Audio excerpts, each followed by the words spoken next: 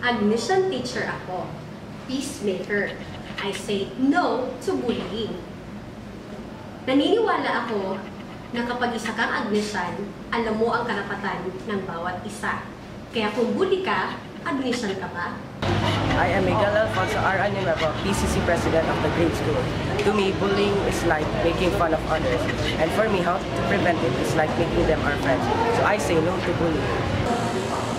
Ako po si Martin Balyon. Dati po ako high school program volunteer serving St. Agnes Academy.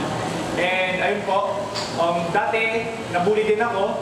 And nung nag-YMC po ako, mas nalaman ko yung importance ng mga tao sa palibot ko na they are God's gifts to me, na sila ay binigay sa akin ng Panginoon para mahalin ko and para hindi i-bully.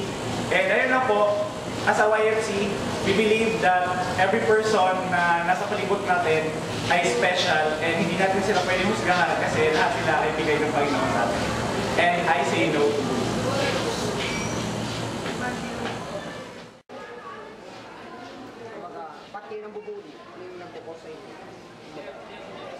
Siguro sa tingin ko, kapag meron siyang mga disabilities, gagawin yung bagay na yun. And then, yun yung nagbibigay sa akin ng kaisipan na mga bully. Trick lang, parang ang yabang kasi nila. Parang akala nila, kaya nila lang lahat.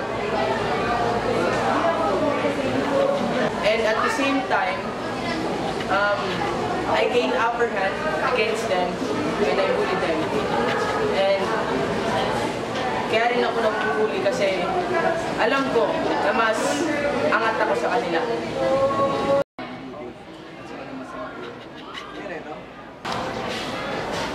I feel like I'm powerful. I feel like I'm strong. I feel like I'm above them all. Sa tingin ko, kaya ko na lahat. Pero, at the end of the day, I feel guilty na bubuli ako. Na-realize ko na balik pa lang ang bully kasi masama. When I do masama, I feel happy and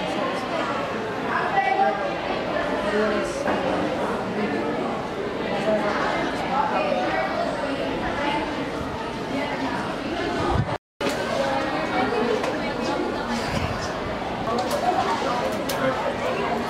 Be friendly and treat everyone equally. Biyambol na lang kahit alam mo kung kaya mo salapin, disiplina sa sarili, huwag mo silang apin.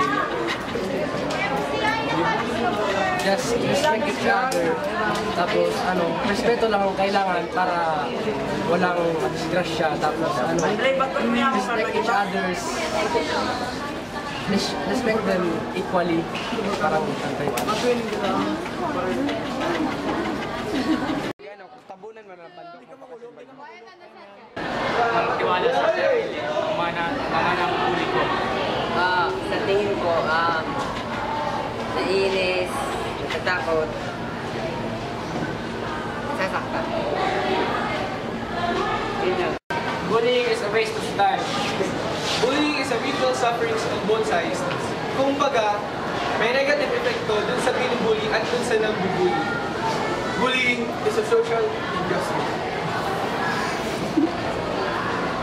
We say no to bullying! Admission kami!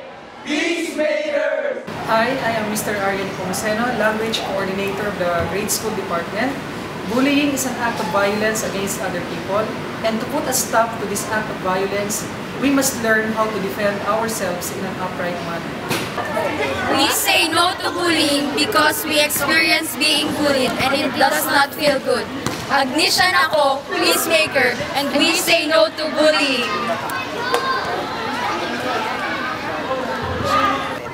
Tanong ko kaya, Sisi, what is bullying for you?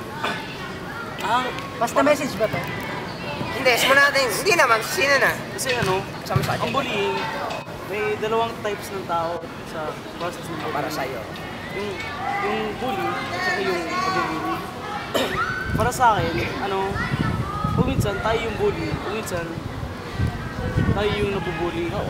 Pero, in the end, pareho naman may masasaktan.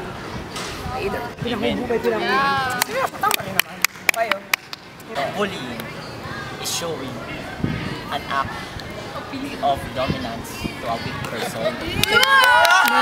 Yes, nagiging siya kung Eduardo, ano sa'yo?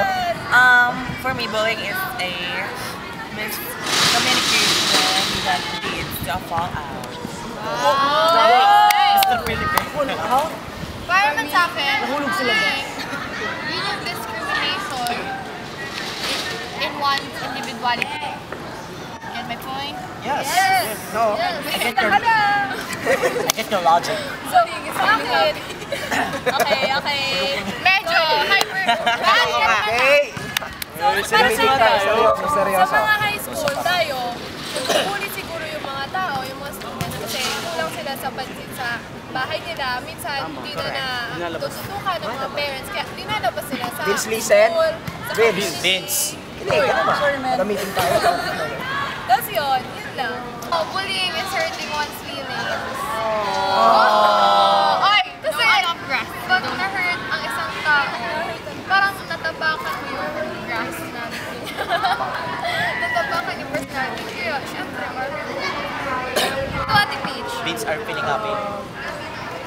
Vince, listen. Ano ba? Bullying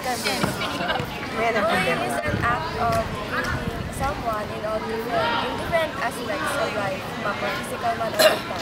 Ikaw, Vince. Alam nyo, ang bullying, yun ang salot na nito. Kasi salot yan. Grabe, salot yan. Salot na, salot. Salot lang talaga yun. Hindi ako bakit. Isang salot ng lipunan dahil ito ang sumisira sa ekonomiya ng bansa. Alam niyo kung bakit? May meeting pa tayo sa iba. Alam niyo kung bakit? Bakit nga? Pag nag-aaway-away, ang mga investors mag-aaway-away. Binubuli yung mga anak nila ng estudyante dito. Tapos lipat ng bansa kasi binubuli anak nila. Ikaw, Mr. President. Sa akin, kung tutusin natin, bullying, wala, minsan, kung tutusin, sumayan, oo. Pero minsan kailangan rin ng understanding eh, kasi minsan may mga dahilan rin tayo kung bakit. Minsan ako, peacemaker! I say no to bullying! No to bullying! As part of the Benedictine community, everyone is responsible for one another. Maybe our friend, our classmate, our seatmate, our schoolmate, or other kids in the lower or higher grade. We can always help everybody if we want to. And the anti-bullying program is one of the ways to be of help and of service to others. Admission ako, peacemaker. I say no to bullying. Hi, we are from Fort St. Therese and we say no to bullying. Bakit guys ayaw niyo sa bullying? Kasi masakit sa feeling kapag nasabihan ka ng mga masakit na bagay. Tsaka feeling mo hindi ka deserve sa mundo. Tsaka guys, wala namang magandang maidudulot ang bullying eh. Tama. Makakasakit ka lang ng tao. Eh kasi guys, admission ako, peacemaker, and we say no to bullying. I'm Mary Marceline and Lava from 8 St. Paul's. So, what can you say about the bullies and those who are being bullied? Sa mga bullies, I think they are the ones that are feeler astig and they think they can rule over somewhere and anyone here in school. And for the bullied ones, I think sila yung kaawa-awa, tapos at the end, they are the ones who shine bright. How can you prevent bullying in our community? To prevent bullying, for me, I think if you can say anything nice, just keep your mouth shut so that other people won't make fun of you. Addition ako, peacemaker, I say no to bullying. Are you a being? Ugly. Loner? Loser. Yearning for attention? If not, say no to bullying. We say no to bullying.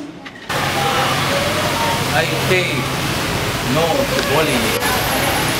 Alam mo po, ang gawain ito ay gawain ng mga tambay kanto na ang mga dumadaan ay kanilang tinutudya at iniinit upang tayo ay makipun. At ito ang pinagsisimula ng kanilang away at gulo. pati ibang mga magulang natin ay nadadamay. Tulad, halimbawa, sa nangyari sa isang paaralan sa Maynila, na sa tuwing uuwi ng kanyang anak ay sumusumbong at siya ay kinusya hanggang mga klase. Hanggang hindi pagpigil ang kanyang ama, sumugod sa eskwelahan at binaril ang kanyang kaaway ng kanyang anak. Ano ang dapat nating gawin? Magmahalan na lang tayo upang makabit natin ang kapayapaan. Sabi ni Kristo, mahalin mo ang iyong kapwa tulad ng pagmamahal mo sa sarili. Ito po si God Boyet, ang inyong tagabantay. Nobody has the right to hurt